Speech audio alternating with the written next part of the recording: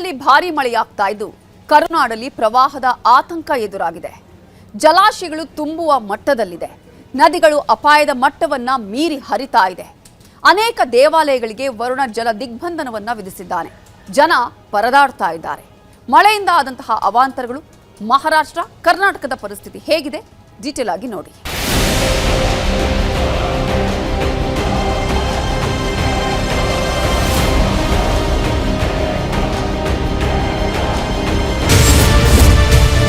ಮಹಾರಾಷ್ಟ್ರದಲ್ಲಿ ಮಳೆ, ಕರುನಾಡಲ್ಲಿ ಪ್ರವಾಹ. ಉಕ್ಕಿ ಹರಿದ ನದಿಗಳು, ದೇಗುಲ, ದರ್ಗಾಗೆ ದಿಗ್ಬಂಧನ. ಹೇಗಿದೆ ಮಹಾಮಳೆ ಸೃಷ್ಟಿಸಿದ ಅವಾಂತರ? ಮಳೆರಾಯ ಒಮ್ಮೆ ಮನಸ್ಸು ಮಾಡಿದ್ರೆ ಏನು ಬೇಕಾದರೂ ಆಗ್ಬಹುದು. ಎಷ್ಟು ಬೇಕೋ ಅಷ್ಟು ಮಳೆ ಸುರಿದು ಜನರಿಗೆ ಖುಷಿ ಕೊಡಬಹುದು. ಎರ್ರಾಬಿರ್ರಿ ಮಳೆ ಸುರಿದು ದುರಂತಗಳಿಗೂ ಕಾರಣವಾಗಬಹುದು. ಈಗ ಅಂಥದ್ದೇ ದುರಂತಗಳಿಗೆ ಉತ್ತರ ಕರ್ನಾಟಕ ಸಾಕ್ಷಿಯಾಗ್ತಿದೆ. ಇಷ್ಟು ದಿನ ಮಳೆ ಬರ್ತಾ ಇಲ್ಲ, ಬೆಳೆ ಬೆಳೆಯೋಕ್ಕಾಗ್ತಾ ಇಲ್ಲ ಅಂತಿದ್ದ ರೈತ ಈಗ ಮಳೆಯಿಂದ ಬೆಳೆ ಹಾಳಾಯಿತು ಅಂತ ಕಣ್ಣೀರಿಡೋ ಪರಿಸ್ಥಿತಿ ನಿರ್ಮಾಣವಾಗಿದೆ. ಎಷ್ಟು ದೂರ ನೋಡಿದ್ರೂ ನೀರೇ ನೀರು ಕಾಣಿಸ್ತಿದೆ. ಪಶ್ಚಿಮ ಘಟ್ಟದಲ್ಲಿ ಸುರಿತಾ ಇರೋ ಮಳೆ ಅಕ್ಷರಶಃ ಉತ್ತರ ಕರ್ನಾಟಕದ ಕೆಲವೆಡೆ ಕಣ್ಣೀರ ಹೊಳೆ ಹರಿಸ್ತಿದೆ. ಕೃಷ್ಣಾ ಮತ್ತು ಕೃಷ್ಣಾ ನದಿಯ ಉಪನದಿಗಳ ಅಬ್ಬರಕ್ಕೆ ಗ್ರಾಮಗಳು ಕೊಚ್ಚಿ ಹೋಗ್ತಿವೆ. ಮಹಾಮಳೆಗೆ 6 ಸೇತುವೆ ಜಲಾವೃತ. ಪಶ್ಚಿಮ ಘಟ್ಟ ಪ್ರದೇಶದಲ್ಲಿ ಮಳೆಯಾಗ್ತಿದೆ. ಅಲ್ಲಿ ಮಳೆಯಾದ್ರೆ ಕರ್ನಾಟಕದಲ್ಲಿ ಹರಿಯೋ ಎಲ್ಲಾ ನದಿಗಳಿಗೆ ನೀರು ಬಂದೇ ಬರುತ್ತೆ.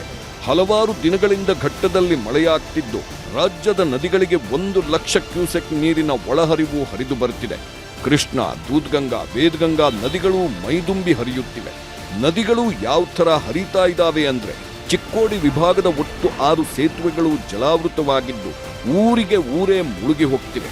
ಮುನ್ನೆಚ್ಚರಿಕಾ ಕ್ರಮವಾಗಿ ನದಿ ತೀರದ ಜನ ಎಚ್ಚರಿಕೆಯಿಂದ ಇರುವಂತೆ ಜಿಲ್ಲಾಡಳಿತ ಎಚ್ಚರಿಕೆ ನೀಡಿದೆ.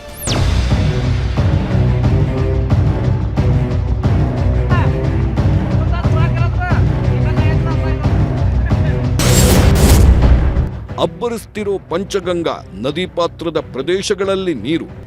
ಇದು ಪಂಚಗಂಗಾ ನದಿ. ಮಳೆಯಿಂದ ಈ ನದಿ ತುಂಬಿ ಹರಿಯುತ್ತಿದ್ದು ಈ ನದಿ ಪಾತ್ರದ ಅಕ್ಕಪಕ್ಕದ ಪ್ರದೇಶಗಳೆಲ್ಲ ನೀರಲ್ಲಿ ಮುಳುಗಿ ಹೋಗಿವೆ. ಅಬ್ಬರಿಸ್ತಿರೋ ಪಂಚಗಂಗಾ ನದಿಗೆ ಎದುರಾಗಿ ಏನೇನು ಸಿಗುತ್ತೋ ಅದೆಲ್ಲ ಆಪೋಷಣವಾಗ್ತಿದೆ.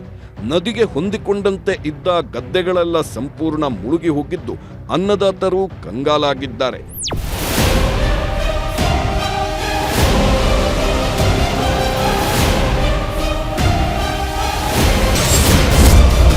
ಜೋಳ, ಸೋಯಾಬೀನ್, ಉದ್ದು ಬೆಳೆಗಳಿಗೆ ಹಾನಿ. ಮಹಾರಾಷ್ಟ್ರದಲ್ಲಿ ಮಳೆ ಬೀಳ್ತಾ ಇರೋದ್ರಿಂದ ದೂದ್ಗಂಗಾ ನದಿ ಒಳಹರಿವಿನಲ್ಲಿ ಗಣನೀಯ ಏರಿಕೆ ಕಂಡಿದೆ. ಅಪಾಯದ ಮಟ್ಟದಲ್ಲಿ ಆ ನದಿ ಹರಿತಾ ಇದ್ದು ಬೆಳಗಾವಿ ಜಿಲ್ಲೆಯ ನಿಪ್ಪಾಣಿ ತಾಲೂಕಿನ ಶಿರದವಾಡ ಗ್ರಾಮದ ಗದ್ದೆಗಳಿಗೆ ದೂದ್ಗಂಗಾ ನೀರು ನುಗ್ಗಿದೆ. ಜೋಳ, ಉದ್ದು, ಸೋಯಾಬೀನ್ ಬೆಳೆಗಳಿಗೆ ಹಾನಿಯಾಗಿವೆ.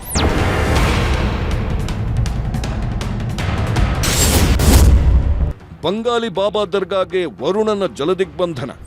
ದೂದ್ಗಂಗಾ ನದಿಯ ಅಬ್ಬರ ಹೇಗಿದೆ ಅಂದ್ರೆ, ಬಂಗಾಲಿ ಬಾಬಾ ದರ್ಗಾಗೆ ಈ ನದಿ ದಿಗ್ಬಂಧನ ಹಾಕಿದೆ.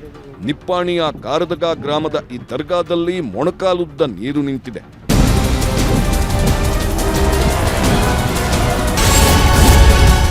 ದತ್ತ ಮಂದಿರದಲ್ಲೂ ನೀರು, ಆ ನೀರಲ್ಲೇ ದೇವರ ದರ್ಶನ. ಮಹಾರಾಷ್ಟ್ರದ ಕೊಲ್ಲಾಪುರ ಜಿಲ್ಲೆಯ ಶಿರೋಳಿ ತಾಲೂಕಿನ ನರಸಿಂಹವಾಡಿ ಗ್ರಾಮದ ದತ್ತ ಮಂದಿರ ಕೂಡ ಜಲಾವೃತವಾಗಿದೆ. ಪಂಚಗಂಗಾ ಹಾಗೂ ಕೃಷ್ಣಾ ನದಿ ಸಂಗಮದಲ್ಲಿ ಈ ದೇಗುಲವಿದ್ದು ನೀರಲ್ಲಿ ಮುಳುಗಿದೆ. ಮೊಣಕಾಲುದ್ದ ನೀರಲ್ಲೇ ಭಕ್ತರು ದೇವರ ದರ್ಶನ ಪಡೆಯುತ್ತಿದ್ದು ಕ್ಷಣ ಕ್ಷಣಕ್ಕೂ ನೀರು ಹೆಚ್ಚಾಗ್ತಿದ್ದು ಇನ್ನು ಕೆಲವೇ ಗಂಟೆಗಳಲ್ಲಿ ಮತ್ತಷ್ಟು ನೀರು ತುಂಬಿಕೊಳ್ಳುವ ಸಾಧ್ಯತೆ ಇದೆ.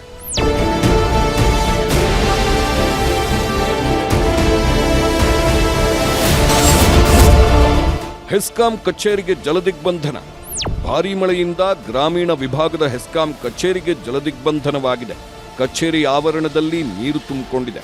ರಾಷ್ಟ್ರೀಯ ಹೆದ್ದಾರಿ ಚರಂಡಿ ವ್ಯವಸ್ಥೆ ಸರಿಯಿಲ್ಲದ ಕಾರಣಕ್ಕೆ ನೀರು ತುಂಬಿಕೊಂಡಿದ್ದು ನೀರು ತೆಗೆಯಲು ಹೆಸ್ಕಾಂ ಕಚೇರಿ ಸಿಬ್ಬಂದಿ ಪರದಾಡಿದ್ದಾರೆ. ಕೊನೆಗೆ ಪಂಪ್ಸೆಟ್ ಮೂಲಕ ನೀರು ಹೊರಹಾಕಿದ್ದಾರೆ. ಕಚೇರಿಗೆ ಹೋಗಲು ಸಿಬ್ಬಂದಿ, ಜನರು ಪರದಾಟ ನಡೆಸುತ್ತಿದ್ದು ಮತ್ತೊಮ್ಮೆ ಅದೇ ರೀತಿ ಮಳೆ ಬಂದ್ರೆ ಏನು ಮಾಡಬೇಕು ಅಂತ ಗೊತ್ತಾಗದೆ ಕಂಗಾಲಾಗಿದ್ದಾರೆ. ಮಲೆನಾಡಲ್ಲಿ ಬಿರುಗಾಳಿ ಮಳೆ, ಉರುಳಿದ 60ಕ್ಕೂ ಹೆಚ್ಚು ಅಡಿಕೆ ಮರ. ಉತ್ತರ ಕರ್ನಾಟಕದಲ್ಲಿ ಕೃಷ್ಣಾ ಮತ್ತು ಕೃಷ್ಣಾ ನದಿಯ ಉಪನದಿಗಳು ಅಬ್ಬರಿಸ್ತಾ ಇದ್ರೆ ಕರಾವಳಿ ಮತ್ತು ಮಲೆನಾಡಿನಲ್ಲಿ ಭಾರೀ ಮಳೆ ಅವಾಂತರಗಳನ್ನು ಸೃಷ್ಟಿ ಮಾಡಿದೆ. ಚಿಕ್ಕಮಗಳೂರಿನ ಕೊಪ್ಪ ತಾಲೂಕಿನ ಉತ್ತಮೇಶ್ವರದಲ್ಲಿ ಬಿರುಗಾಳಿ ಸಹಿತ ಮಳೆಗೆ 60ಕ್ಕೂ ಹೆಚ್ಚು ಅಡಿಕೆ ಮರಗಳು ಧರೆಗುರುಳಿವೆ.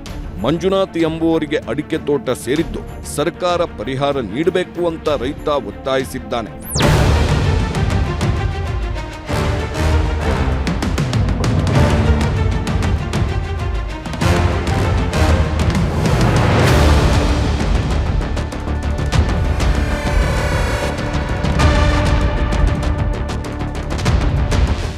ದಕ್ಷಿಣ ಕನ್ನಡ ಜಿಲ್ಲೆಯ ಜೀವನದಿಗಳು ಮಳೆಯಿಂದ ತುಂಬಿ ಹರಿಯುತ್ತಿವೆ. ನೇತ್ರಾವತಿ ಹಾಗೂ ಫಲ್ಗುಣಿ ನದಿಗಳು ತುಂಬಿ ಹರಿಯುತ್ತಿದೆ. ಈ ಹಿನ್ನೆಲೆಯಲ್ಲಿ ಧರ್ಮಸ್ಥಳದ ಸ್ನಾನಘಟ್ಟದಲ್ಲಿ ನದಿ ನೀರಿನ ಹರಿವು ಹೆಚ್ಚಳವಾಗಿದೆ. ಹೀಗಾಗಿ ನದಿ ಬದಿಯ ನಿವಾಸಿಗಳಿಗೆ ಜಿಲ್ಲಾಡಳಿತ ಎಚ್ಚರಿಕೆ ನೀಡಿದೆ.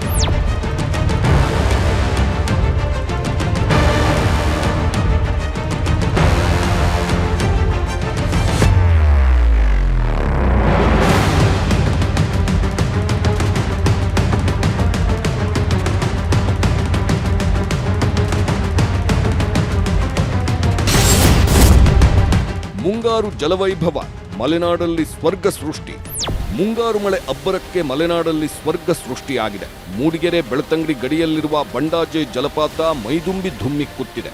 ಪಶ್ಚಿಮ ಘಟ್ಟ ಪ್ರದೇಶದಲ್ಲಿ ನಿರಂತರ ಮಳೆಯ ಹಿನ್ನೆಲೆ ಬಾಳೂರು ಅರಣ್ಯದ ಘಟ್ಟ ಪ್ರದೇಶದಲ್ಲಿರುವ ಬಂಡಾಜೆ ಫಾಲ್ಸ್ ಹಾಲ್ನೊರೆಯಂತೆ ಧುಮ್ಮಿಕ್ಕುತ್ತಿದೆ. ಮೂಡಿಗೆರೆ ತಾಲೂಕಿನ ಚಾರ್ಮಾಡಿ ಘಾಟಿಯಲ್ಲಿ ಧಾರಾಕಾರ ಮಳೆ ಹಿನ್ನೆಲೆ ಜಲಪಾತಗಳು ಸೃಷ್ಟಿಯಾಗಿವೆ. ಘಾಟಿಯ ರಸ್ತೆಯಲ್ಲಿ ಕೃತಕ ಜಲಪಾತಗಳ ವೈಭವ ಅದ್ಭುತವಾಗಿದೆ. ದಕ್ಷಿಣ ಕನ್ನಡ ಚಿಕ್ಕಮಗಳೂರು ಮಾರ್ಗದ ಘಾಟಿಯಲ್ಲಿ ಹಸಿರು ರಾಶಿಯ ನಡುವೆ ಕಲ್ಲು ಬಂಡೆಗಳ ಮೇಲೆ ಜಲಪಾತಗಳು ಹಾಲ್ನುರಿಯಂತೆ ಧುಮ್ಮಿಕ್ಕುತ್ತಿವೆ. ವಾಹನಗಳನ್ನು ನಿಲ್ಲಿಸಿ ಪ್ರವಾಸಿಗರು ಫುಲ್ ಎಂಜಾಯ್ ಮಾಡುತ್ತಿದ್ದಾರೆ.